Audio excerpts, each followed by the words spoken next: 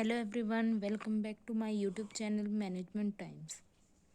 तो आज हम इसमें एक नया कोर्स स्टार्ट करने जा रहे हैं जिसका नाम है इंटरनेशनल बिजनेस ऑपरेशंस। एंड उसके अंदर जो पहला टॉपिक हम कवर कर रहे हैं वो है ट्रेंड्स इन इंटरनेशनल फाइनेंस।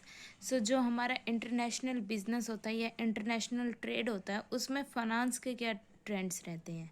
तो पहले हम पढ़ेंगे उसका इंट्रोडक्शन एंड बैकग्राउंड, जिसमें कि हम मीनिंग एंड ट्रेंड सब कुछ कवर करेंगे। So, international trade, various countries with different currencies are involved. So, there arises the problem of exchange of currencies. So, जैसा कि हम जानते हैं कि इंटरनेशनल ट्रेड या जो इंटरनेशनल जो हमारा बिजनेस होता है उसमें जो डिफरेंट कंट्रीज होती हैं वो exchange of goods and services करती हैं, जिसके लिए हमें डिफरेंट करेंसीज चाहिए होती है as a medium of exchange. Initially the international trade started in the form of barter trade. So जो सबसे पहले जब इंटरनेशनल ट्रेड का कॉन्सेप्ट आया तो वो बार्टर ट्रेड में, या फिर हम बोल सकते हैं बार्टर सिस्टम से गुड्स एंड सर्विसेज को एक्सचेंज करते थे। Later gold was used as a means of exchange. उसके बाद बार्टर सिस्टम को ख़त्म करके गोल्ड सिस्टम आया, जिसमें कि गोल्ड को यूज़ किया जाता था means of exchange. In gold standard, international payments were settled in those currencies which are directly or indirectly convertible into gold. So gold standards में जो international payments होती थी वो उन करेंसीज में होती थी जो कि गोल्ड में कन्वर्टेबल थी, like dollar, yen etcetera. Gold standard worked successfully from 1871 to 1941. The gold standard was suspended during the First World War period, that is from 1914 to 1918. जो गोल्ड स्टैंडर्ड था वो अच्छे से चला 1871 से लेकर 1941 तक, बट उसके बाद उस गोल्ड स्टैंडर्ड को ख़त्म कर दिया गया 1914 टू 1918 में, at the time of first world war. In 1926, gold standard was readopted, but in 1931, Britain made its currency sterling convertible into gold.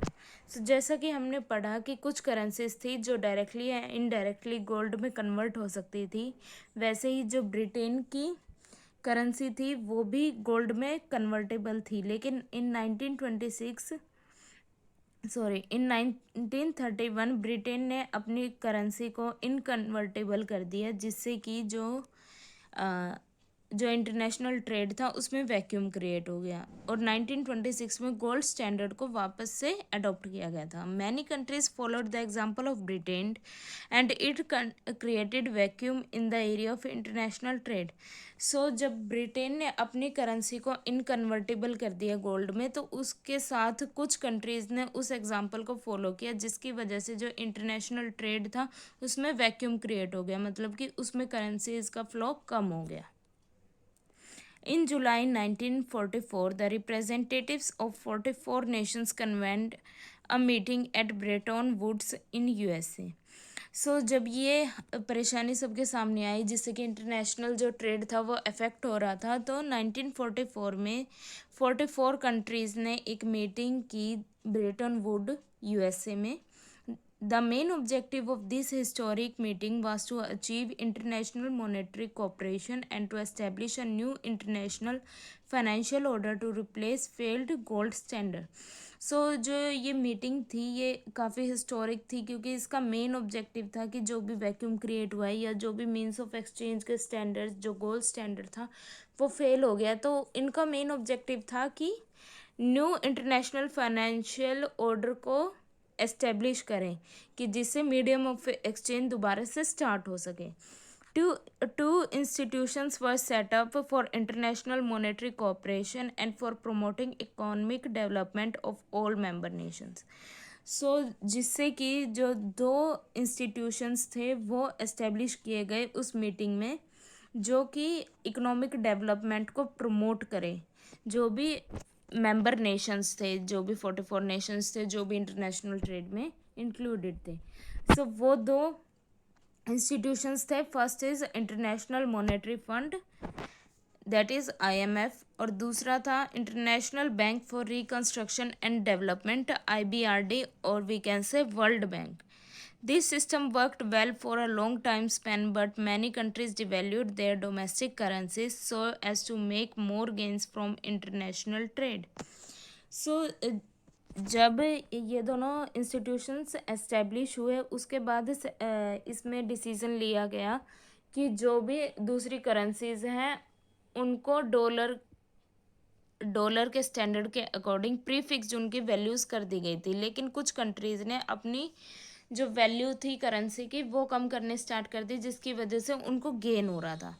It resulted in loss of faith of various Nations in this fixed exchange rate system, जिसकी वजह से जो भी mutual trust था countries का वो loss होने लगा, और ये जो फिक्स्ड एक्सचेंज रेट सिस्टम था ये भी मतलब डगमगाने लगा था, इसका कोई फ़ायदा अब दिख नहीं रहा था. Some relief came in 1969 when IMF created a special currency called Special Drawing Rights SDR, it also known as paper gold.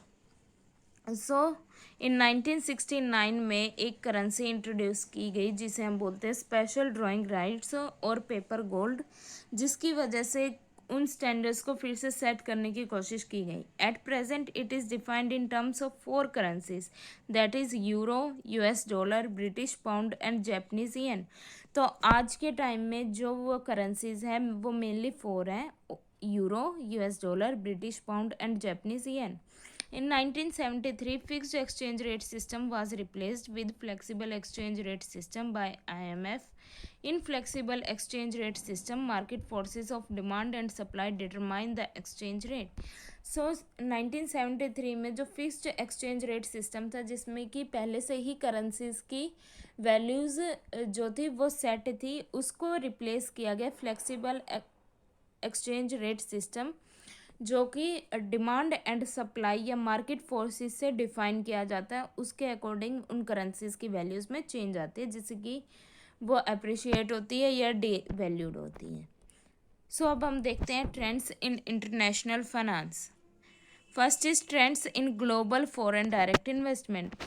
Foreign direct investment is made by foreign companies in order to establish wholly owned companies in another country and to manage them or to purchase shares of companies in another country for the purpose of managing such companies. तो पहले हम foreign direct investment, जिसे हम short form में FDI भी बोलते हैं, उसका मीनिंग देखते हैं कि जो FDI होता है वो दूसरी कंट्री में, या हम बोल सकते हैं जो होस्ट कंट्री में, अपनी फुली ओन्ड कंपनी को सेटअप करता है और उसको कंट्रोल करता है. तो इसे हम बोलते हैं फॉरेन डायरेक्ट इन्वेस्टमेंट.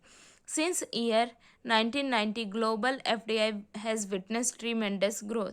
सो 1990 जो ईयर था उसके बाद FDI की जो ग्रोथ है वो बहुत तेज़ी से हुई है. In 2008 the slow down in FDI was due to global financial crisis. So 2008 में जब ग्लोबल फाइनेंशियल क्राइसिस आया तब FDI जो फॉरेन डायरेक्ट इन्वेस्टमेंट थी वो कम हुई, लेकिन इन 2010 FDI again gained momentum.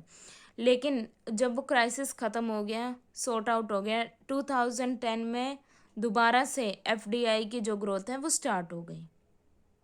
Second is trends in portfolio investment. तो पहले हम पोर्टफोलियो इन्वेस्टमेंट का मीनिंग देखेंगे. Under this type of investment foreign companies or foreign institutional investors, that is FII, buy shares and debentures of native companies. However, management and control remains vested with the native companies themselves. सो जो portfolio investment होती है उसमें जो investors होते हैं foreign companies के, वो foreign countries के, वो दूसरे कंट्री में इन्वेस्टमेंट करते हैं, उनके शेयर्स या डिबेंचर्स को बाय करते हैं, लेकिन जो उनका कंट्रोल रहता है वो नेटिव कंपनी के पास ही रहता है. Portfolio investment mainly flows from developed nations to developing nations. So जो पोर्टफोलियो इन्वेस्टमेंट्स होती है वो मेनली हम बोल सकते हैं कि जो पहले से डेवलप्ड नेशंस है वो डेवलपिंग नेशंस के पास करते हैं. जैसे कि हम USA ले सकते हैं. USA एक डेवलप्ड नेशन है, वो अब वहाँ के जो इन्वेस्टर्स हैं वो अपनी इन्वेस्टमेंट किसी डेवलपिंग नेशन में करेंगे जहाँ की इकोनॉमी अभी ग्रो कर रही है. but when the situation worsens the funds are withdrawn by the investors. सो लेकिन यहाँ पर जब सिचुएशन ऐसी होती है कि कोई फाइनेंशियल क्राइसिस आ गया या कोई भी ऐसी प्रॉब्लम आती है, तो जो इन्वेस्टमेंट्स की गई थी इन्वेस्टर्स के थ्रू वो विड्रॉ कर लेते हैं, इन्वेस्टर्स अपना पैसा वहाँ से निकाल लेते हैं. The portfolio investment in developing Nations was at its peak in the year 2007. सो जो पोर्टफोलियो इन्वेस्टमेंट थी वो डेवलपिंग नेशंस में 2007 में अपनी पीक पर थी, हायर रेट पर थी. But in year 2008 it was negative due to the global financial crisis. Now again the inflow portfolio investment is picking up. सो जैसा कि हमें पता है 2008 में फाइनेंशियल क्राइसिस हुआ था, तो उसकी वजह से हर कंट्री इफ़ेक्ट हुई थी. तो इस रीज़न की वजह से जो इन्वेस्टर्स थे उन्होंने अपने पैसों को विड्रॉ कर लिया. लेकिन अब वो जो क्राइसिस था उसके ख़त्म होने के बाद दोबारा से FII ने ग्रोथ की है. Third is trends in balance of payments. Earlier, balance of payments was favorable for developed nations while it was unfavorable in case of developing nations. So पहले जो BOP था वो developed nations के favour में ज़्यादा था और डेवलपिंग नेशंस के फेवर में कम था, हम बोल सकते थे अनफेवरेबल था. But in recent years due to huge capital flows from developed nations to developing nations, BOP of developing economics has started showing favorable balance. So जो अब हम देख सकते हैं कि ग्लोबल बिजनेस बहुत ज़्यादा बढ़ रहा है, ग्लोबल ट्रेड बहुत बढ़ रहा है, उसकी वजह से जो कैपिटल फ्लोज हैं, इनफ्लो आउटफ्लो वो बहुत ज़्यादा हो रहा है. और इनफ्लो हो रहा है डेवलपिंग नेशंस में थ्रू डेवलप्ड नेशंस, जिसकी वजह से BOP जो डेटा है वो शो करता है कि जो डेवलपिंग इकोनॉमीज़ हैं अब उनके साइड भी फेवरेबल है जो BOP बैलेंस है. Fourth is trends in foreign exchange reserves. Forex reserve is an important component of international finance. Increase in forex reserve of a nation is a healthy sign. So जो forex reserve होते हैं जो कि हर country का central bank उसे maintain करता है, तो अगर वो इंक्रीज़ होता है तो एक नेशन की ग्रोथ को वो पॉजिटिवली दिखाता है. लेकिन अगर वो डिक्रीज़ होता है, कम है, तो वो एक नेशन की इकोनॉमी के लिए नेगेटिव साइन है. The central banks which maintains these reserves release forex reserves to make essential imports in case of unfavourable BOP. जैसा कि अभी हमने पढ़ा कि जो फॉरेक्स रिजर्व्स है वो सेंट्रल बैंक्स मेंटेन करते हैं, और जब कोई भी क्राइसिस होता है, कोई भी प्रॉब्लम आती है, तो जो सेंट्रल बैंक होता है वो उस फॉरेक्स रिजर्व को रिलीज़ करता है उन पेमेंट्स को करने के लिए. In recent years forex reserves of developing nations are increasing at a faster rate. जो इकोनॉमीज अभी डेवलप हो रही हैं वहाँ पर देखा गया है कि फॉरेक्स रिजर्व उनका डेवलप कर रहा है या फिर वो इंक्रीज़ हो रहा है फास्टर रेट पर. Forex reserves of China are the largest in the world. So हम बोल सकते हैं कि जो फॉरेक्स रिजर्व है किसी कंट्री का, तो वो चाइना का है पूरे वर्ल्ड में सबसे ज़्यादा. India's forex reserves are 8th largest in the world after China, Japan, Russia, Switzerland, Brazil, Korea and Hong Kong. So India का फॉरेक्स रिजर्व 8th नंबर पर आता है कि 8th largest forex reserve India के पास है.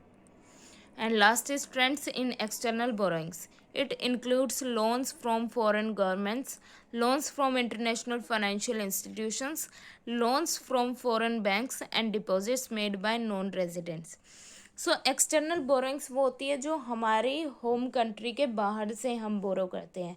वो हम किन के थ्रू कर सकते हैं? फॉरेन गवर्नमेंट से ले सकते हैं, इंटरनेशनल फाइनेंशियल इंस्टीट्यूशन से ले सकते हैं, फॉरेन बैंक से ले सकते हैं, या फिर जो फॉरेन इन्वेस्टर्स हैं, नॉन रेजिडेंट्स हैं, उनसे भी हम अपने बिजनेस में बोरोइंग ले सकते हैं. उसे हम एक्सटर्नल बोरोइंग्स कहते हैं. The external borrowings of developing nations have increased over period of time. So जैसे कि हमने पढ़ा कि आजकल कैपिटल का ह्यूज इनफ्लो एंड आउटफ्लो हो रहा है, और इनफ्लो डेवलपिंग नेशंस में बहुत ज़्यादा हो रहा है, तो यही रीज़न है कि उनकी एक्सटर्नल बोरोइंग्स भी बढ़ रही हैं. The largest debtor countries in year 2011 were China, Russia, Brazil, Turkey, India, Mexico and Indonesia. So 2011 के डेटा को अगर हम देखें तो लार्जेस्ट डेटर ये सब कंट्रीज़ रही हैं. So thank you so much everyone. If you like my video, then press the like button and subscribe my channel.